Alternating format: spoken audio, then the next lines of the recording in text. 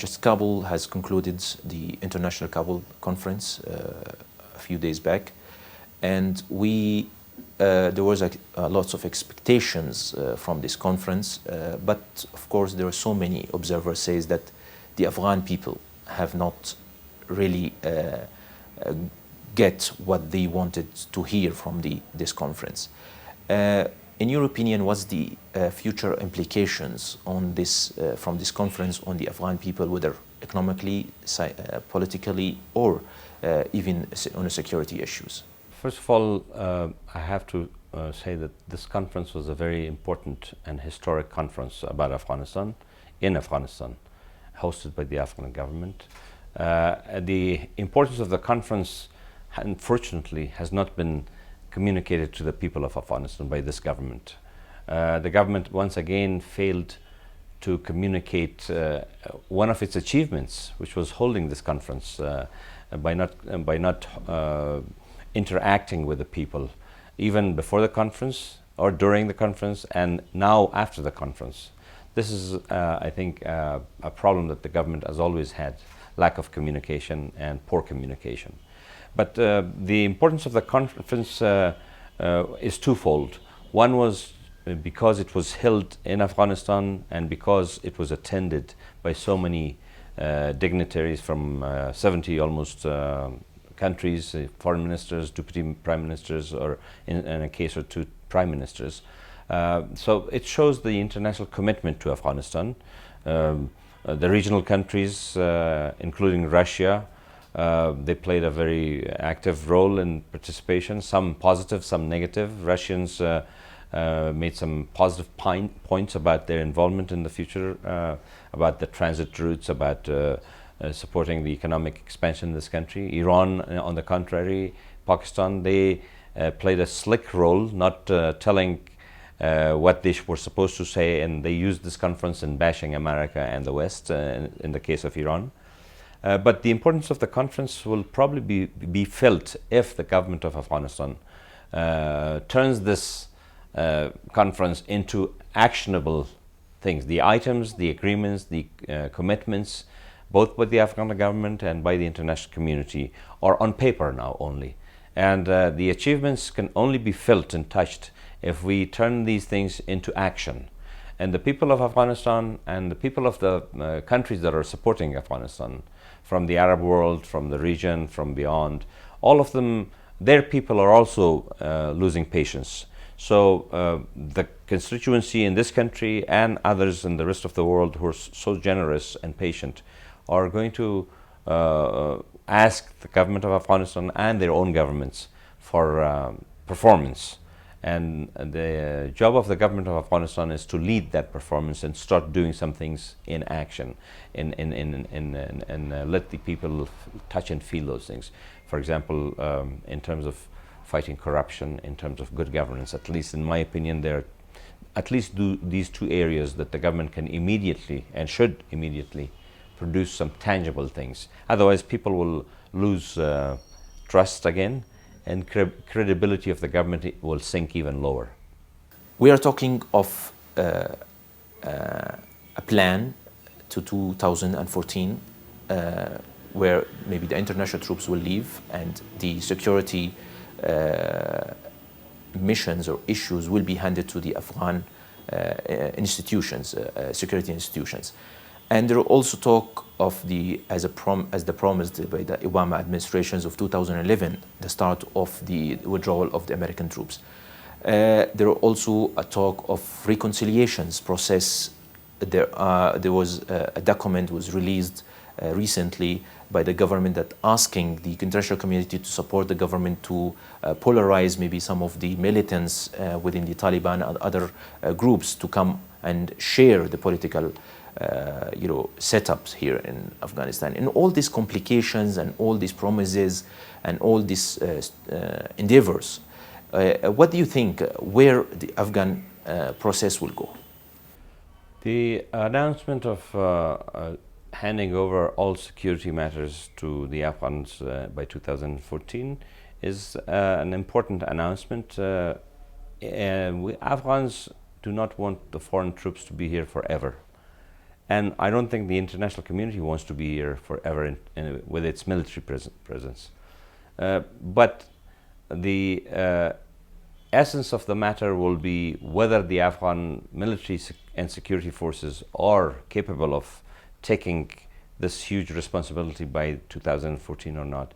It is something that we cannot judge today based on what we have at hand. Today, if it was just today, I can very comfortably tell you that Afghan military and security forces are not capable of taking charge of our security and handle the situation. But by 2014, this is a calendar, a political calendar that is created for the consumption of political consumption of other countries and their audiences in America and in Europe.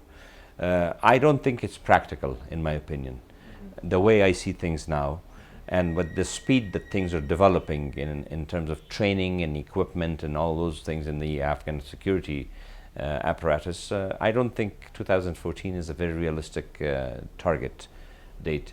The other question about 2011, the Americans, it's not a withdrawal. They're talking about a drawdown.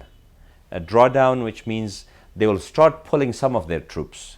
They will not be withdrawing completely in 2011. So there's a difference there. But the whole thing boils down to what Afghans can do in terms of the capabilities, both military and non-military. Our military capabilities alone will not guarantee security in this country. We have to come up with some non-military achievements also until 2014, so we can have the population with us to help with security of the country. Militaries never have been guarantors of security in any country. Militaries are used for wars. And security in this country should be the task of every Afghan individual.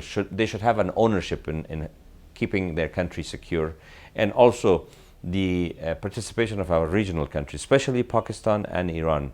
If they play this double face game, that on one hand they come in these conferences and they laugh and smile, but at the same time they supply and equip the resistance and the destructive forces against Afghanistan, then this has to change also. So it's not just one factor. There are so many factors that have to be changed in order to get that target date right in 2014. Otherwise, 2014 will slide, I think, by 4 or 5 more years, in my opinion.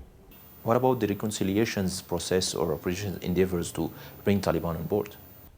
Reconciliation is necessary in every nation, but also one has to remember, what do we give?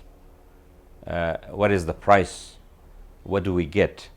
Reconciliation with the Taliban, knowing what the Taliban were doing, it has to be defined. The parameters, the guidelines, and the give and take in this reconciliation have to be clarified. I don't think the people of Afghanistan are the same people that they were 10 years ago.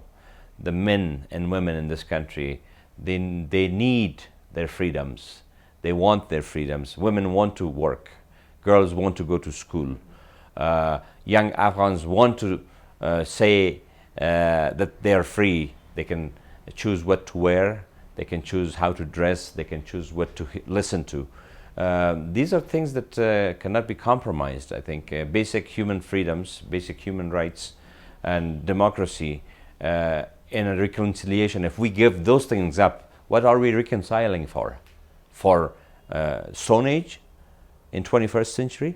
Do we want to tell 30 million people that go and live in Stone Age because our troops can no longer help you here, or our countries can no longer help you? What will happen if this Stone Age mentality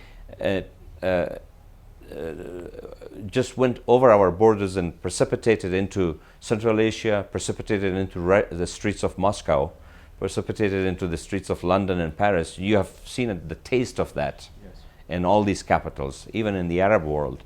If you allow these things, if you give an inch to backwardness, they will take a whole mile. I don't think the people of Afghanistan want to give that up. So reconciliation is good, but it has to be within certain confines. human rights and basic freedoms of human beings in 21st century cannot be compromised for anything.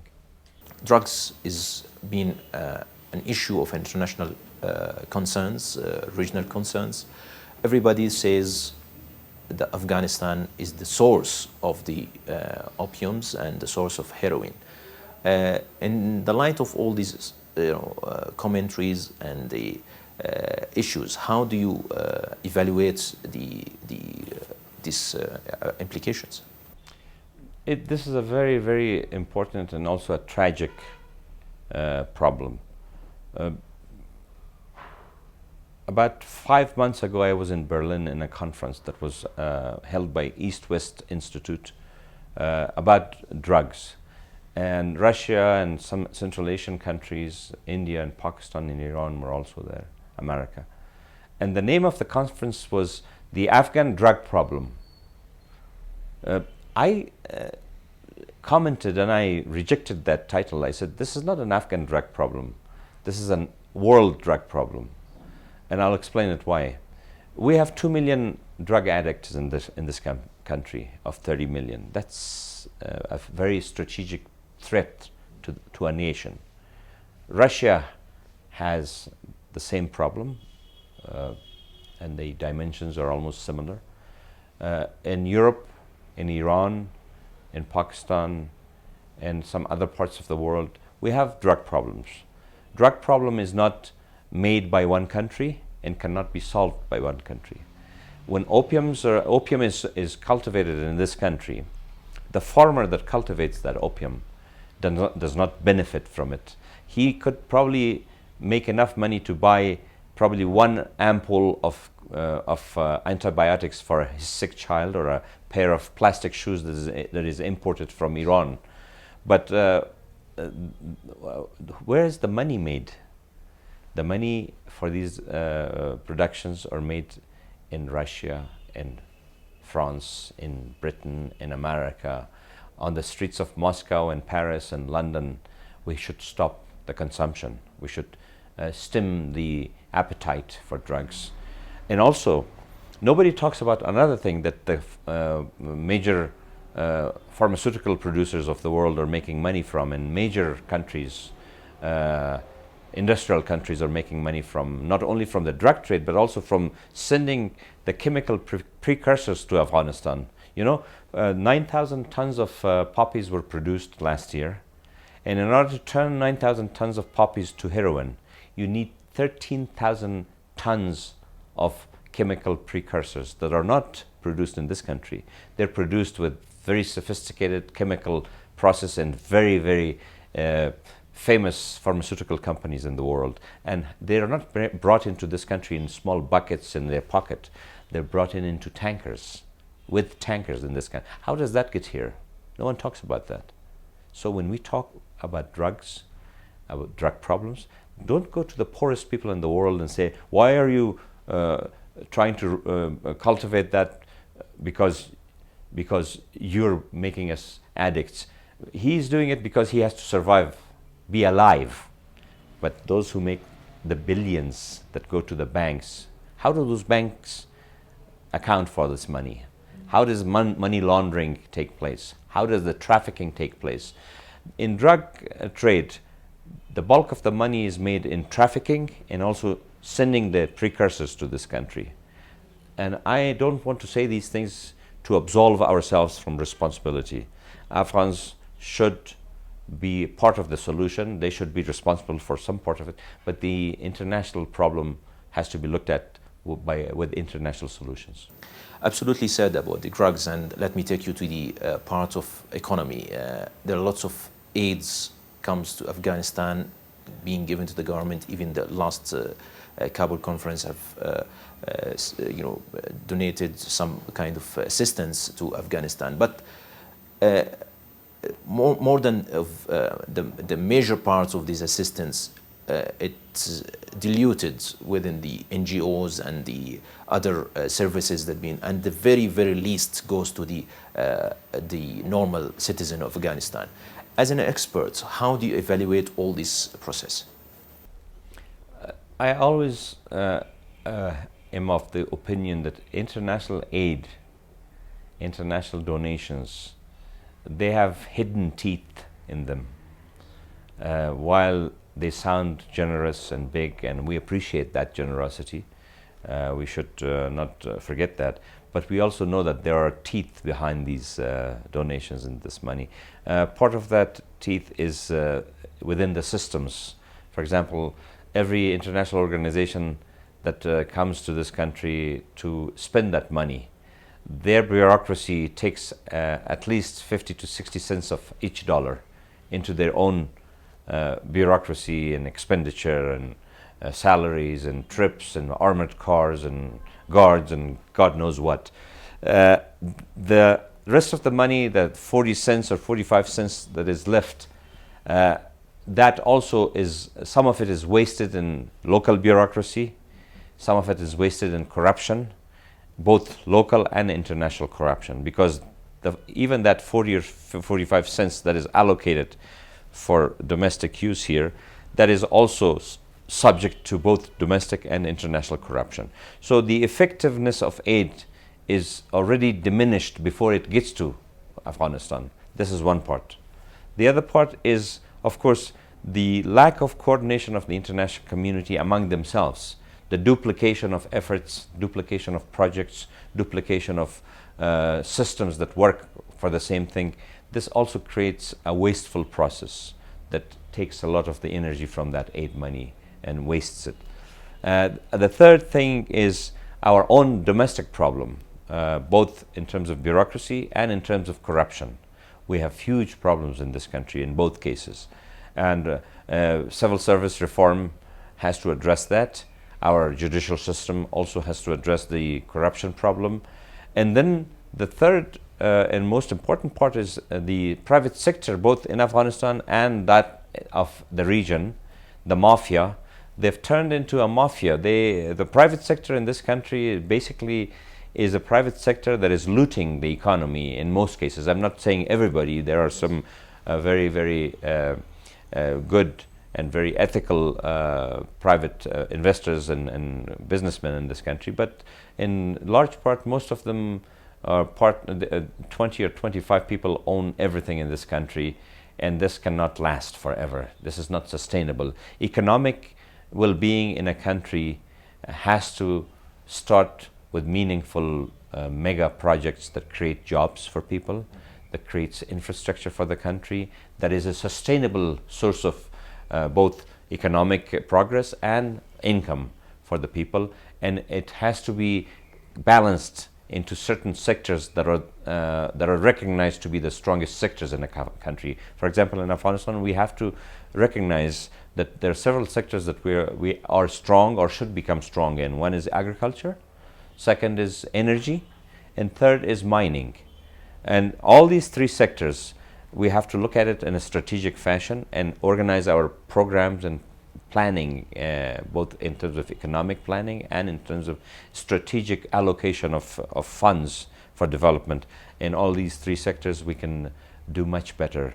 But political leadership and political will is the most important key to solving all these problems. Thank you very much for this participation, and I really enjoyed the interview with you. Thank you very much.